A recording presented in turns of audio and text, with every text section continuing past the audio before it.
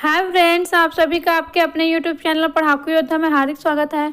तो फ्रेंड्स, जैसा कि मैं आप सभी को अभी सीजी व्यापम के जो प्रीवियस ईयर क्वेश्चंस हैं उनको सॉल्व करवा रही हूँ आने वाले एग्ज़ाम मंडी निरीक्षक के लिए। तो बच्चों का कमेंट आया था कि जो सीजी व्यापम में रीजनिंग के क्वेश्चंस पूछे जाते हैं उसको भी करवाइएगा करके। तो मैं आप सभी को इस वीडियो में रीजनिंग के क्वेश्चंस करवाने वाली हूँ। तो ये जो क्वेश्चन पेपर मैं आप सभी को करवा रही हूँ वो RI का क्वेश्चन पेपर है। ठीक है, किसका क्वेश्चन पेपर है? RI का क्वेश्चन पेपर है, जो कि अभी मैं आप सभी को सॉल्व करवाऊंगी। 2017 में जो RI का एग्ज़ाम हुआ था उसी का ये क्वेश्चन पेपर है। तो देखते हैं आज का सबसे पहला क्वेश्चन है जो कि सीरीज से दिया हुआ है, और व्यापम में सीरीज से क्वेश्चन जरूर पूछा जाता है। यहाँ पर क्या करना है, हमें ये जो सीरीज है इसको कंप्लीट करना है, ये जो ब्लैंक स्पेस दिया है इसको फिल करना है। तो सीरीज के क्वेश्चंस को सॉल्व करने का सबसे इजी तरीका होता है डिफरेंस निकालना। पास की जो संख्याएं है उसका डिफरेंस निकालेंगे हम। देखिए, डिफरेंस मैं इधर से निकालना भी स्टार्ट कर सकती हूँ और इधर से भी। अब देखिए, यहाँ पर मैं इधर से स्टार्ट क्यों नहीं करूँगी, क्योंकि यहाँ पर अगर मैं डिफरेंस निकालूंगी तो मुझे सिर्फ एक ही डिफरेंस मिलेगा। ठीक है, सिर्फ एक ही डिफरेंस मिलेगा, जिससे ये पता लगा पाना मुश्किल है कि इसके बाद क्या आएगा। अगर दो डिफरेंस मिले तो हम उससे थोड़ा बहुत आइडिया लगा सकते हैं कि इसके बाद क्या आएगा। तो इसलिए मैं पीछे से स्टार्ट करूँगी। तो सबसे पहले डिफरेंस निकालते हैं 27 और 11 का। तो अगर मैं 27 में 11 घटाती हूँ तो कितना आता है? 16 आता है। देखिए, 7 में 1 घटाऊंगी तो 6 आएगा। ठीक है, 2 में 1 घटाऊंगी तो 1 आएगा। उसके बाद देखिए 59 और 27 को घटाते हैं तो कितना आएगा? 9 में 7 घटाएंगे 2 आएगा। 5 में 2 घटाऊंगी तो 3 2 आएगा। तो देखिए, यहाँ पर मुझे पता चल गया, आइडिया लग रहा है कि 16 के बाद 32 आया है ना, मीन्स 16 दूनी 32। तो अब देखिए इसके बाद क्या आ सकता है। अब ये दो गुना है इसका। ठीक है, 16 दूनी 32। तब इसके बाद आएगा तो ये 32 दूनी 64 आना चाहिए। क्या आना चाहिए? 32 दूनी 64। कहने का मतलब है यहाँ पर जो संख्या आएगा और ये जो 59 है, इन दोनों का डिफरेंस कितना होना चाहिए? 64 होना चाहिए। कितना होना चाहिए? 64 दुगुना, क्योंकि ये जो है 32 वो 16 का दुगुना है। तो अब क्या आना चाहिए? 32 का दुगुना आना चाहिए। ठीक है, तो देखिए 64 आना चाहिए डिफरेंस। तो 64 अगर डिफरेंस होगा, इसका मतलब ये है कि अगर मैं 59 में 64 को ऐड कर दूंगी तो वो संख्या मुझे मिल जाएगा। सिंपल सी बात है, क्योंकि ये दोनों का डिफरेंस है। तो 59 में मैं 64 ऐड कर देती हूँ तो 9 में 4 ऐड करूँगी तो कितना आएगा? 13 आएगा, मीन्स 13 आएगा। तो 3 लिखेंगे, हासिल में 1 जाएगा, मीन्स कैरी कितना चला जाएगा? 1। उसके बाद 5 और 6 को ऐड करेंगे तो कितना आ जाएगा? 11 आ जाएगा। ठीक है, उसके बाद 1 ऐड करेंगे तो कितना आ जाएगा? 12। तो कितना आया? 123 आया। कितना आया? 123। इस प्रकार देखिए हमारे क्वेश्चन का आंसर क्या हो जाएगा? Option C. क्या हो जाएगा? Option C. अब देखिए, अब कितना आया था यहाँ पर? 123। अब हमें ये चेक करना है। देखिए, ऐसा कोई ज़रूरी नहीं है कि जो 64 है वही चाहिए, क्योंकि देखिए 16 आया था फिर 32 आया था। ऐसा भी तो हो सकता है कि 16 ऐड हो रहा हो। ठीक है, ऐसा ज़रूरी तो ना कि 29 हो रहा हो। तो ये चेक करने के लिए अब हम क्या करेंगे? अब हम इन दोनों का डिफरेंस निकालेंगे। ठीक है, मीन्स 123 और 251 का डिफरेंस निकालेंगे। तो 251 123, तो दोनों का डिफरेंस निकालती हूँ। तो यहाँ पर देखिए, इसको जब हम डिफरेंस निकालेंगे तो आएगा 128। ठीक है, किस प्रकार से आएगा? देखिए, यहाँ से हम एक हासिल ले लेंगे क्योंकि 1 जो है छोटा है। तो 11 में 3 घटाऊंगी तो 8 आ जाएगा। ठीक है, उसके बाद देखिए यहाँ पर 4 बच गया तो 4 में 2 घटाऊंगी तो 2 आएगा, और 2 में 1 घटाऊंगी तो 1 आएगा। तो इस प्रकार आएगा 128। और ये क्या है? ये 64 का दुगुना है। क्या है? 64 का ये दुगुना है। ठीक है फ्रेंड्स, तो इस प्रकार मुझे क्या पता चला कि यहाँ पर एडिशन नहीं बल्कि गुना ही चल रहा है। तो इस प्रकार से आपको चेक करना है, बिना चेक करे आप सभी टिक मत करिएगा, क्योंकि कई बार जो है थोड़ा सा और डिफरेंट लॉजिक भी लगता रहता है, जिससे हमारा क्वेश्चन का आंसर जो है वो गलत हो जाता है। लेकिन यहाँ पर जो गुना वाला है वही वाला लॉजिक लगा है। अब आगे देखते हैं अगला क्वेश्चन। तो ये जो अगला क्वेश्चन है 72 नंबर का, ये विलोपित किया गया था। ठीक है, तो ये क्वेश्चन मैं आप सभी को होमवर्क के रूप में दे रही हूँ। आप सभी इसको सॉल्व करके देखेंगे। ये भी सीरीज का क्वेश्चन है और बहुत ही इजी रहता है ये क्वेश्चन। यहाँ पर ये जो क्वेश्चन है एक्चुअली में गलत ही दिया हुआ है, इसलिए इसको विलोपित किया गया है। तो आप सभी जब सॉल्व करके देखेंगे तो आपको खुद ही पता चल जाएगा कि ये क्यों विलोपित किया गया है। ठीक है फ्रेंड्स, तो आप सभी के लिए ये होमवर्क है। और अगर कोई भी डिफ़िकल्टी आती है ना, अगर आपको इसको सॉल्व करना नहीं आता होगा तो आप मुझे कमेंट में बता दीजिएगा। मैं अगले वीडियो में इसको किस प्रकार से सॉल्व करते हैं ये बता दूंगी, और ये क्वेश्चन जो है इसको विलोपित क्यों किया गया ये भी मैं आप सभी को बता दूंगी। ठीक है, अगले वीडियो में। अभी आप सभी के लिए ये होमवर्क है। अब आगे देखते हैं अगला क्वेश्चन। अगला क्वेश्चन है, ये पासे का क्वेश्चन है। निम्नलिखित आरेखों के अनुक्रम में ई के विपरीत कौन सा अक्षर होगा? तो इससे क्वेश्चन जरूर पूछा जाता है। ठीक है, इसको डाइस कहते हैं इंग्लिश में। तो आप सभी इसको ज़रूर पढ़िएगा। एक नया क्वेश्चन एग्जाम में पूछा ही जाता है। व्यापम का बहुत ही फेवरेट क्वेश्चन है। ऐसा कोई भी एग्जाम नहीं देखेंगे आप सभी जिसमें पासे से क्वेश्चन ना पूछा गया हो। देखिए इसमें कैसा होगा, ई के विपरीत निकालना है ना, तो ई वाला पाफा देखते हैं एक, ठीक है, और एक और पाफा देखते हैं जिसमें कॉमन हो, ABCD में से कुछ भी कॉमन हो। तो मैं देख रही हूँ कि यहाँ पर भी F है और यहाँ पर भी F है, ठीक है। इसके अलावा देखें यहाँ पर D भी है और यहाँ पर भी D है। तो ये क्वेश्चन तो ऐसे ही सॉल्व हो गया, ठीक है। ई के अपोजिट क्या आ जाएगा, B। तो इस प्रकार ऑप्शन B जो है वो सही आंसर है। कहने का मतलब है इसका एक रूल होता है। रूल क्या होता है कि हम ऐसे दो पासे देखते हैं, ठीक है। अगर बहुत सारा पाफा दिया रहता है तो, या फिर सिर्फ दो पासे बस भी दिए हुए हैं, तो उसमें हम पहले चेक करते हैं कि जो पासे दिए हुए हैं उनमें जो फलके हैं उनमें सेम वाला जो संख्या दिया होता है, जो संख्या है क्या, या फिर ABCD वगैरह यहाँ पर दिया है तो ABCD जो है वो सेम है क्या, ठीक है। तो जो सेम वाला है उनको छोड़कर जो बचे रहते हैं वो आपस में अपोजिट होते हैं। क्या बोल रही हूँ मैं, एक बार फिर से रिपीट कर देती हूँ। इसका एक रूल होता है कि अगर कोई भी पासा दिया हुआ है, देखिए पासे का ना 6 फलके होती है पासे में, जिसमें से जो 3 फलके है उसको हम देख सकते हैं, ठीक है। मीन सामने अगर हम देखेंगे तो सिर्फ हमें 3 ही फलके दिखाई देंगी, और जो 3 फलके होती है वो उसके पीछे होता है, ठीक है। तो ये जो 4 हम डायग्राम देख रहे हैं ना, वो एक्चुअली में एक ही पास से क्या 4 मतलब जो 4 ओर से इसको दिखाया गया है अलग अलग तरीके से, ठीक है। ये एक ही पासा है उसको। तो इसमें जब हम इसको सॉल्व करते हैं तो इसका एक रूल पढ़ते हैं हम कि अगर कोई भी पासा दिया गया है, ठीक है, उसको 2 तरीके से शो किया गया है, और उसमें अगर कोई भी दो फलकों पर जो भी संख्या दी गई है, कोई भी साइन दिया हुआ है, जैसे कि यहाँ पर ABCD दिया हुआ है, अगर 2 फलकों पर जो भी संख्या या साइन दिया हुआ है अगर वो सेम होता है, तो जो बची हुई फलके हैं वो एक दूसरे के अपोजिट होती हैं, ठीक है। कहने का मतलब है बची हुई फलकों पर अगर कोई भी संख्या है या फिर कोई भी चिन्ह वगैरह भी रहता है, कई बार कलर्स भी रहता है, तो कोई भी कलर है तो वो क्या होते हैं, एक दूसरे के अपोजिट होते हैं। तो हम यहाँ पर देख रहे हैं कि F कॉमन है, ठीक है, देखिए यहाँ पर, ठीक है, ये देखिए F कॉमन है और D भी कॉमन है। तो बच गया क्या, E बच गया और इधर बच गया B बच गया, ठीक है। इस प्रकार जो E और B है वो एक दूसरे के अपोजिट होंगे। तो ऑप्शन B जो है वो सही आंसर है। इसके जो है रूल्स होते हैं बहुत सारे हैं ना, वो सभी आप सभी को पढ़ना पड़ेगा। तो आगे देखते हैं अगला क्वेश्चन। अगला क्वेश्चन जो है वो वेन डायग्राम से पूछा हुआ है, ठीक है। तो यहाँ पर देखते हैं कि क्वेश्चन क्या है। यदि A स्नातकों को प्रदर्शित करता है, ठीक है, B जो है ग्रामीण जनता को प्रदर्शित करता है, C राजनीतिज्ञों को प्रदर्शित करता है, तो ऐसे राजनीतिज्ञ जो ग्रामीण तथा स्नातक नहीं हैं उन्हें प्रदर्शित किया जाएगा। तो ये बहुत ही ज़्यादा इजी क्वेश्चन है। देखिए फ्रेंड्स, ये जो पूरा A है ना, 3 में से ये वाला जो सर्कल है, ये वाला जो आधा एरिया है ना, वो केवल स्नातकों को प्रदर्शित कर रहा है। मैं सिर्फ एक को समझा रही हूँ, ठीक है, बाकी सभी आप सभी जो है वो फिर समझ जाएंगे। ये जो सिर्फ A है ना, ये सिर्फ स्नातकों को प्रदर्शित कर रहा है, ठीक है।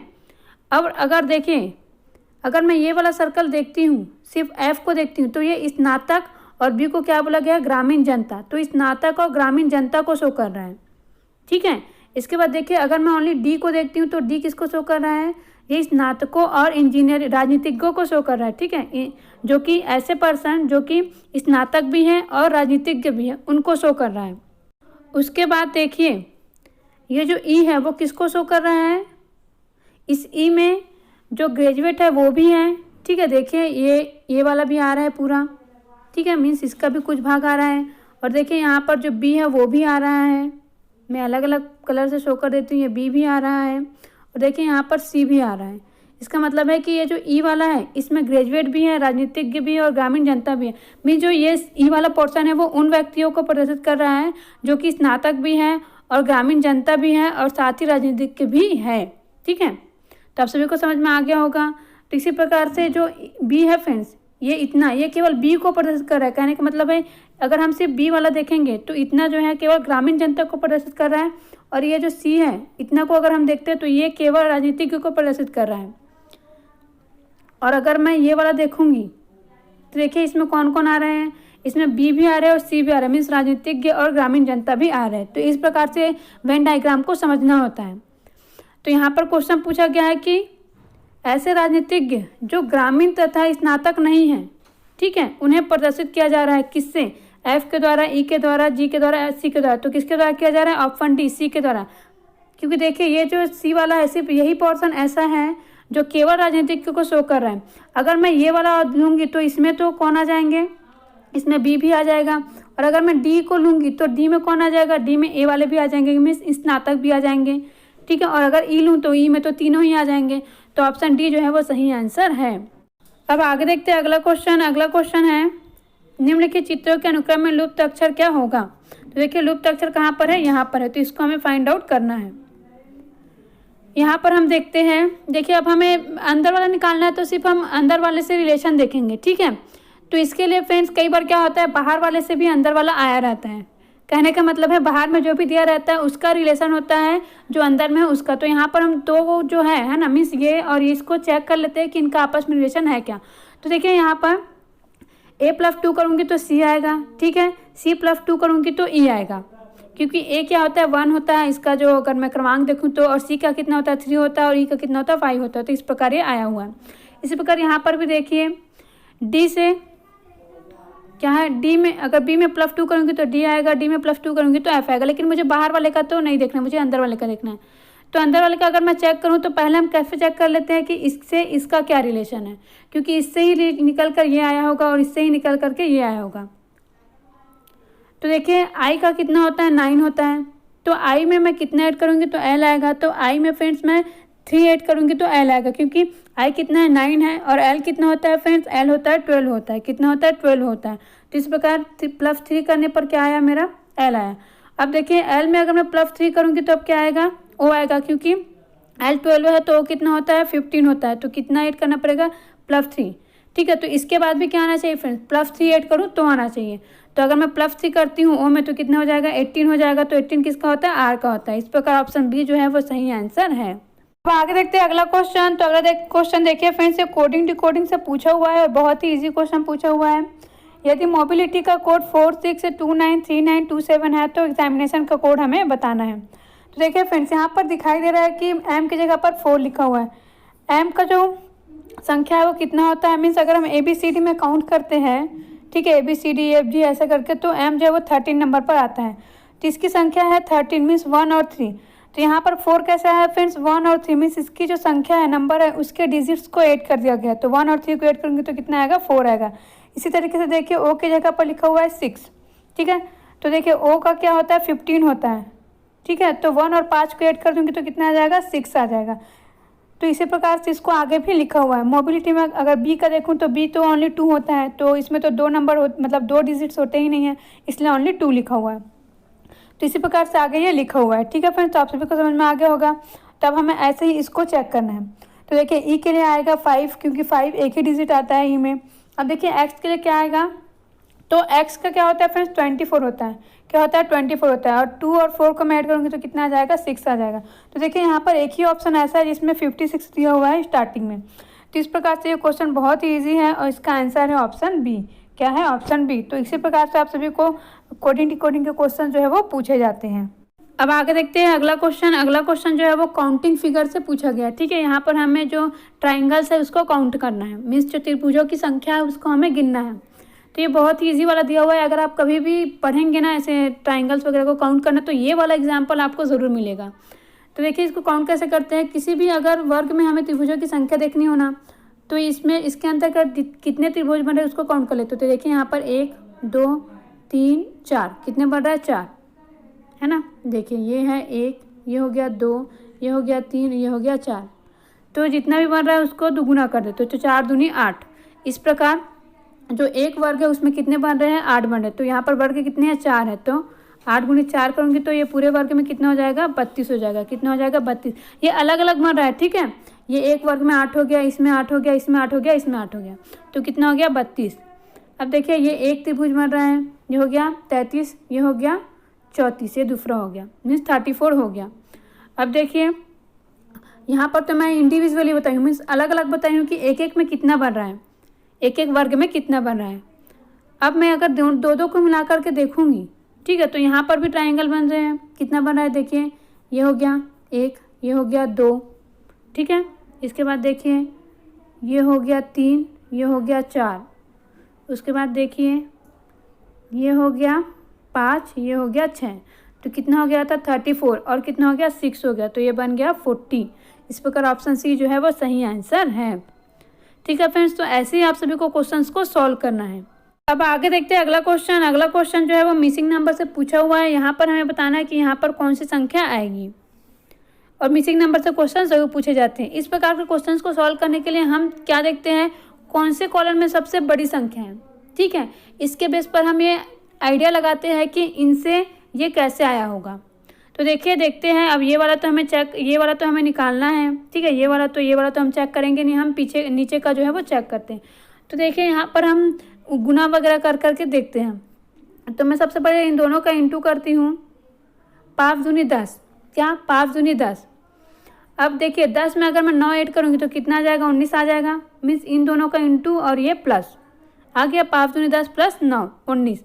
इसी तरीके से मैं सेकंड चेक करती हूँ। 7 या 21 प्लस 3 आ गया 24। इसी तरीके से हम लास्ट वाला चेक करते हैं। 11 एकम 11 प्लस 4 कितना आ गया 15। तो इससे मुझे क्या पता चला कि इन दोनों का इंटू हो रहा है और इससे ऐड हो रहा है।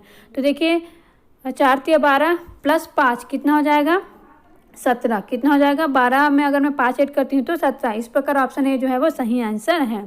तो फ्रेंड्स ऐसे क्वेश्चंस को सॉल्व करने के लिए ना प्रैक्टिस की ज़रूरत होती है। अब जितना ज़्यादा से ज़्यादा इस प्रकार के क्वेश्चन सॉल्व करेंगे, आप सभी से क्वेश्चन जो है वो सॉल्व होता जाएगा। अब आगे चलते हैं अगला क्वेश्चन। और कई बच्चे जो है वो शॉर्ट ट्रिक वगैरह पूछते हैं, तो मैं बता देती हूँ कि शॉर्ट ट्रिक वगैरह देखिए वो जो है एक पर्टिकुलर जो क्वेश्चन है उसी के लिए ही काम आते हैं, जो ट्रिक्स वगैरह हैं। और अगर आप सभी बेसिक से पढ़ेंगे ना तो हर क्वेश्चन में लगेगा। अगर क्वेश्चन को घुमा फिरा करके कोई भी लैंग्वेज में अगर दे देगा ना, कई बार क्या लैंग्वेज को चेंज करके देता है, क्वेश्चन वही रहता है। लेकिन जो ट्रिक वाले बच्चे रहते हैं ना वो उसमें फंस जाते हैं, और जो बेसिक वाले बच्चे हैं वो उसमें निकल जाते हैं। इसलिए बेसिक को पकड़िए। आप सभी जो बेसिक जानते हैं ना उनसे कभी क्वेश्चन गलत होता ही नहीं है। और मैं बता देती हूँ कि टाइम वेस्ट बिल्कुल भी नहीं होता है। ये मेरा एक्सपीरियंस है, और मेरा एक बार रेलवे क्लियर भी हो चुका है, ठीक है। तो उसमें भी देखिए रेलवे में सबसे कम समय होता है, और मैं उसमें निकाल भी चुकी हूँ।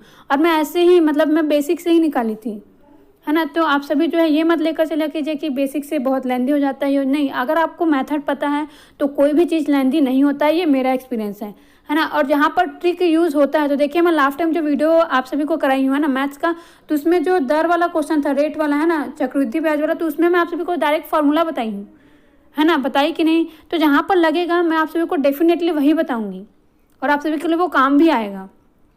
अब आगे चलते हैं, अगला क्वेश्चन देखते हैं। अगला क्वेश्चन है 81 नंबर का। यदि a इज इक्वल टू 1 है, b इज इक्वल टू 2 है, c इज इक्वल टू 3 है, तो इसको हमें बताना है, सॉल्व करना है, और इनमें से कौन सा जो है वो आंसर होगा। कहने का मतलब इसको जब मैं सॉल्व करूँगी तो आंसर 1 आएगा कि 2 आएगा कि 3 आएगा, ये हमें चेक करना है। तो ये बदमाश से सॉल्व होता है, ठीक है। बदमाश एक रूल होता है इसको सॉल्व करने का, जिसमें से b मीन्स ब्रैकेट होता है, o मीन्स ऑफ होता है, ठीक है। डी मतलब डिवाइड मीन्स सबसे पहले हम डिवाइड करेंगे जो भी दिया रहेगा उसमें, उसके बाद मल्टीप्लाई करेंगे, गुना करेंगे, उसके बाद ऐड करते हैं, उसके बाद सब्ट्रैक्ट करते हैं, ठीक है, मीन्स घटाते हैं। तो देखिए सबसे पहले हम इसमें क्या करेंगे, डिवाइड करेंगे। तो 4 से मैं डिवाइड कर दूंगी 8 को, तो क्या बच जाएगा यहाँ पर 2 बच जाएगा। क्या बच जाएगा 2, ठीक है। डिवाइड करने के बाद हम गुना करेंगे तो 3 दूनी 6, ठीक है। उसके बाद हम ऐड करेंगे तो 6 और 2 को ऐड कर देंगे तो 8 आ जाएगा। कितना आ जाएगा 8। उसके बाद हम घटाएंगे तो इधर 5 बचा हुआ है, तो 5 को मैं घटा दूंगी तो कितना आ जाएगा 3 आ जाएगा। कितना आ जाएगा 3 आ जाएगा, ठीक है फ्रेंड्स। तो इस प्रकार कौन सा हमारा आंसर होगा, सी वाला। तो सी वाला किस में दिया है, ऑप्शन ए में दिया हुआ है। तो इस प्रकार ऑप्शन ए जो है वो सही आंसर है। अब आगे चलते हैं, अगला क्वेश्चन देखते हैं। अगला क्वेश्चन है, देखिए ये वाला जो क्वेश्चन है ये किससे पूछा गया है। ये जो क्वेश्चन है फ्रेंड्स वो आप सभी को, पहले मैं क्वेश्चन को पढ़ने के लिए थोड़ा सा बड़ा कर देती हूँ। ये जो है वो जो सीटिंग अरेंजमेंट है उससे क्वेश्चन पूछा गया है, और ये क्वेश्चन भी बहुत ही ईजी है, आप सभी से डेफिनेटली बहुत ही जल्दी सॉल्व हो जाएगा। देखिए कुछ नहीं करना है, 6 दोस्त जो है एक षटकोणाकार में बैठे हुए, तो ऐसे षटकोणाकार आप सभी बना लीजिए, ठीक है। 6 दोस्त A B C D E और एफ षटकोणाकार मेज की भुजाओं की तरफ एक खेल खेलने के लिए निम्नलिखित क्रमानुसार बैठे हैं, ठीक है। अब देखिए क्या बोला गया है, एफ जो है वो ए के बिल्कुल विपरीत बैठा है। अब देखिए विपरीत मतलब क्या होता है, इसमें विपरीत मतलब होता है सामने, ठीक है। अगर यहाँ पर कोई है और यहाँ पर कोई है तो क्या बोलेंगे, ए के अपोजिट है बी, ठीक है। मीन्स यहाँ पर ए है और यहाँ पर बी है, तो हम क्या बोलेंगे कि बी जो है ए के अपोजिट है, यहाँ पे ए जो है बी के अपोजिट है। मीन्स सामने जो बैठे उसको हम क्या बोलेंगे, अपोजिट बोलते हैं। तो देखिए कहाँ कई बार बच्चे जो है ना लैंग्वेज को नहीं समझ पाते, इसलिए सॉल्व नहीं कर पाते, इसलिए मैं उनके लिए बता रही हूँ, और जो जानते हैं उनके लिए तो अच्छा ही है। तो चलिए आगे करते हैं। तो एफ जो है वो ए के बिल्कुल विपरीत बैठा है, ठीक है। तो मैं यहाँ पर एफ को बैठा देती हूँ, तो इसके विपरीत क्या है ये, ठीक है। तो एफ जो है वो ए के बिल्कुल विपरीत बैठा है और बी के ठीक दाईं ओर बैठा है। बी के किधर बैठा है? दाईं ओर बैठा है। तो देखिए बी को अगर मैं यहाँ पर रखती हूँ, ठीक है, कहाँ पर रखूँगी? यहाँ पर। तो अगर यहाँ पर कोई चीज़ है ना तो इसका दायां ये होगा और बायां ये होगा, ठीक है। तो इस प्रकार बी के दायां क्या बैठा है, मीन्स एफ जो है वो बी के ठीक दाएं बैठा है, कहने का मतलब है जस्ट बाद में बैठा है। तो यहाँ पर मैं बी को रख दूँगी। अब उसके आगे देखते हैं आगे क्या लिखा हुआ है। इसको मैं मिटा देती हूँ जिससे आपको अच्छे से दिखाई दे। हाँ, तो देखिए क्या बोला है उसके आगे। फिर सेकंड में डी जो है ए और बी के ठीक बीच में बैठा है, ठीक है। ए और बी के बीच कौन सा वाला स्थान है? ये वाला स्पेस है। तो यहाँ पर आ जाएगा डी। और सी के बिल्कुल विपरीत बैठा है, मीन्स इसके जस्ट सामने, तो सी यहाँ पर आ जाएगा। क्लियर है? क्या बोला? डी जो है ए और बी के बीच बैठा है, तो देखिए बीच में बैठा दी हूँ। और सी के बिल्कुल विपरीत बैठा है, तो सी यहाँ पर होगा तभी तो डी के अपोजिट होगा, ठीक है, इसके जस्ट सामने। तो बचा कौन है? अब ओनली ई बचा है जो कि यहाँ पर आ जाएगा। अब क्वेश्चन क्या पूछा गया है? बताइए कि बी के विपरीत कौन बैठा है। तो कौन बैठा है? बी के विपरीत ई बैठा है। हमें साफ साफ दिखाई दे रहा है कि बी के विपरीत कौन बैठा है? ई बैठा है। तो इस प्रकार से क्वेश्चन को सॉल्व करना रहता है। तो ऑप्शन बी जो है वो सही आंसर है, ई, ठीक है। अब आगे देखते हैं अगला क्वेश्चन। अगला क्वेश्चन जो है क्या दिया हुआ है, ये जो है वो जो हम एनालॉजी पढ़ते हैं ना उसके अंतर्गत, मीन्स सादृश्यता बोलते हैं हिंदी में, तो उसके अंतर्गत का ये क्वेश्चन है।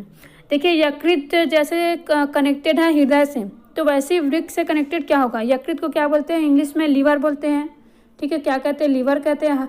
हृदय को बोलते हैं हार्ट, वृक्क को बोलते हैं किडनी। क्या कहते हैं? किडनी, ठीक है। तो इसके बाद क्या आएगा ये हमें पूछा जा रहा है। तो देखिए खून दिया है, नाक दिया है, फेफड़ा और पेशाब दिया है। तो यहाँ पर क्या आना चाहिए? ये एकदम ही ज़्यादा इजी क्वेश्चन है। क्या आ सकता है? ओनली फेफड़ा, क्योंकि ये सब क्या है फ्रेंड्स, ये सब तो कुछ अलग ही चीज़ है, ठीक है। और जो फेफड़ा है वो इन सब से रिलेटेड है। कैसे रिलेटेड है? अगर आप सभी बायो पढ़ेंगे तो आपको इजीली समझ में आ जाएगा। देखिए जो लीवर है, लीवर किसके अंतर्गत का जो ऑर्गन है, ऑर्गन मतलब अंग है। तो देखिए हमारे बॉडी में बहुत प्रकार के सिस्टम है, ठीक है। तो लीवर जो है हम डाइजेशन सिस्टम के अंतर्गत पढ़ते हैं, मीन्स पाचन तंत्र के अंतर्गत। हृदय को हम किसके अंतर्गत पढ़ते हैं? सर्कुलेटरी सिस्टम के अंतर्गत, मीन्स परिसंचरण तंत्र, ठीक है, उसके अंतर्गत पढ़ते हैं हम हार्ट को। उसके बाद देखिए वृक्क दिया हुआ है किडनी, जो कि हम एक्सक्रीटरी सिस्टम या फिर जो उत्सर्जन तंत्र है उसके अंतर्गत पढ़ते हैं। इसी तरीके से जो फेफड़ा है वो किसको हम किसके अंतर्गत पढ़ते हैं? रेस्पिरेटरी सिस्टम या फिर श्वसन तंत्र के अंतर्गत पढ़ते हैं। तो इस प्रकार से बायो से उठाया हुआ क्वेश्चन है। तो ऑप्शन सी जो है वो सही आंसर है। अब आगे देखते हैं अगला क्वेश्चन। अगला क्वेश्चन है निम्नलिखित में कौन सा विषम राज्य है? तो ये क्वेश्चन फ्रेंड्स ये छत्तीसगढ़ से रिलेटेड पूछा गया है एक्चुअली में। देखिए जब छत्तीसगढ़ राज्य बना था ना उसी समय दो राज्य और बने थे। एक बना था उत्तराखंड, जिसको यहाँ पर उत्तरांचल दिया हुआ है, एक बना था झारखंड। मीन्स 2000 में जब छत्तीसगढ़ बना, ठीक है, 2000 में, उसी समय ये दोनों भी बने हैं 2000 में, उत्तराखंड और झारखंड। तो इस प्रकार ये तीनों जो है एक प्रकार से सिमिलर हो गया, एक ही वर्ष में बने हुए हैं। तो विषम कौन सा हुआ? तेलंगाना। तो हमारे क्वेश्चन का आंसर होगा ऑप्शन डी, तेलंगाना, ठीक है फ्रेंड्स। तो समझ में आ गया होगा इसका आंसर। ये तीनों एक ही वर्ष में बने हैं और ये अभी अभी ही बना हुआ है।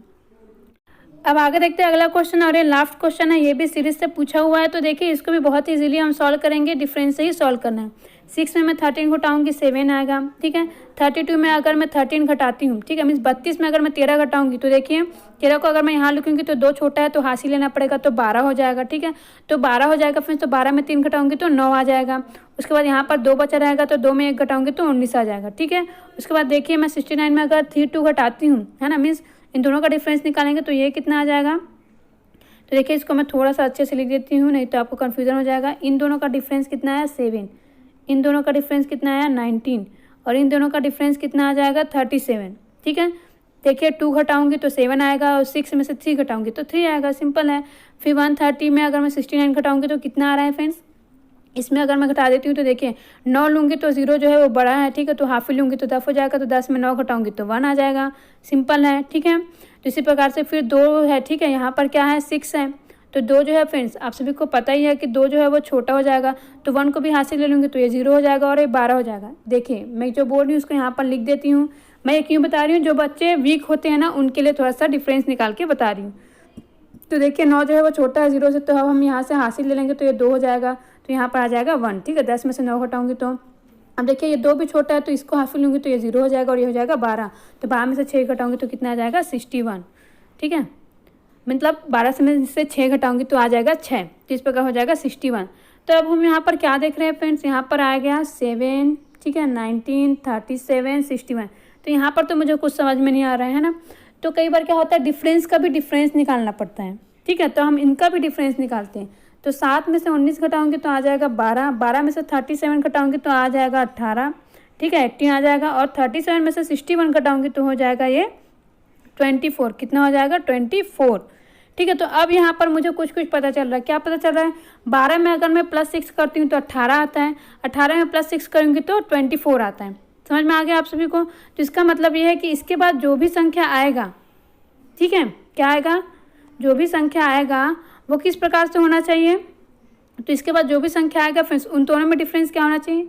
मीन्स ये जो है, अभी मैं क्या कर रही हूँ, डिफरेंस का भी डिफरेंस निकाल रही हूँ, ठीक है। मीन्स जो डिफरेंस आया उन दोनों में डिफरेंस निकाल रही हूँ। तो इसके बाद 24 के बाद क्या आना चाहिए, 30 आना चाहिए, ठीक है। कितना आना चाहिए, 30 आना चाहिए, 30। तो फ्रेंड्स 30 कब आएगा, 30 कब आएगा, जब यहाँ पर क्या होना चाहिए। तो देखिए ये जो है 30 जो है इन दोनों का डिफरेंस है। इसका मतलब है मैं 61 में 30 ऐड कर दूंगी तो ये वाला निकल जाएगा। तो देखिए मैं ऐड करती हूँ तो आ जाएगा 1, और 6 में 3 ऐड करूँगी तो हो जाएगा 91, ठीक है। क्या हो जाएगा, 91। तो ये जो 91 आया है वो क्या है फ्रेंड्स, देखिए क्या है। मैं ये आप सभी जो है कॉपी पेन लेकर बैठे होंगे तो नोट कर लीजिए, ठीक है। मैं थोड़ा सा एक मिनट नहीं, लगभग 20 सेकंड रुकती हूँ, या फिर आप सभी स्क्रीनशॉट ले लीजिए। तो आप सभी ने लिख लिया होगा। और वैसे भी मैं बोलती हूँ कि कभी भी मैथ्स और रीजनिंग मतलब मैथ्स वगैरह बताती हूँ तो आप सभी पेन कॉपी लेकर ही बैठा कीजिए। तो इसके आगे मैं आप सभी को बताती हूँ। देखिए फ्रेंड्स, आप सभी को मैं थोड़ा सा एक्सप्लेन कर देती हूँ। वहाँ पर स्पेस नहीं बन रहा था, है ना। देखिए 7 आया था, 19 आया था, उसके बाद 37 आया था, और ये 61 आया था, ठीक है। फिर इन दोनों में डिफरेंस आया हमारा 12, फिर आया 24, फिर यहाँ पर आया था 18, उसके बाद 18 है ये, उसके बाद आया था 24, और इसके बाद का क्या आना चाहिए, फिर 30 आना चाहिए। तो ये जो डिफरेंस होगा फ्रेंड्स, वो किसके बीच का डिफरेंस होगा, ये डिफरेंस जो है वो यहाँ पर जो आएगा, और ये जो संख्या आएगा यहाँ पर, ये कौन सा वाला संख्या होगा, इन दोनों के बीच का डिफरेंस होगा। समझ में आया आप सभी को। क्योंकि जो 61 था वो क्या था, 69 और 130 के बीच का डिफरेंस था। किसके बीच का, 69 और 130 के बीच का डिफरेंस था। तो अब जो आएगा, ठीक है, क्या अब जो आएगा, ये जो डिफरेंस आ रहा है ये 30, ठीक है, वो यहाँ वाली संख्या और 61 के बीच का डिफरेंस है। तो अगर मुझे यहाँ वाली संख्या निकालनी है तो इसमें मैं 30 को ऐड कर दूंगी। तो ऐड करूँगी तो कितना आ जाएगा, 1, ठीक है। 1 और 0 को ऐड करूँगी तो 1 आएगा, और 6 में 3 ऐड करूँगी तो 9 आ जाएगा, ठीक है। इस प्रकार आ गया 91। तो ये जो 91 है वो कौन सी संख्या है, ये जो 130 है और यहाँ पर जो संख्या है उसका डिफरेंस है।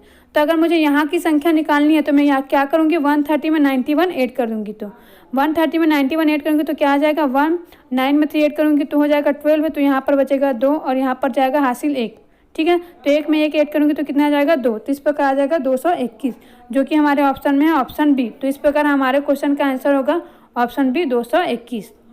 तो इस प्रकार से डिफरेंस का भी डिफरेंस निकाल के क्वेश्चन को सॉल्व किया जाता है। आप सभी को मैं एक बार फिर से मेथड को बता देती हूँ।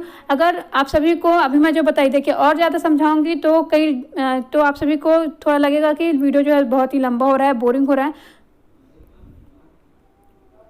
देखिए मैं आप सभी को एक बार फिर से मेथड बता देती हूँ, है ना। किस प्रकार से करी मैं, पहले सबका डिफरेंस निकाली, उसके बाद जो डिफरेंस है उनका भी डिफरेंस निकाली, ठीक है। उसके बाद ऐड करके ये वाली संख्या निकाली हूँ। तो मैं जैसा कर रही हूँ वैसा ही आप सभी एक बार फिर से करके देखिएगा, क्योंकि ये वीडियो है, रिकॉर्डेड वीडियो है, कितनी भी बार चाहे उतनी बार आप सभी देख सकते हैं।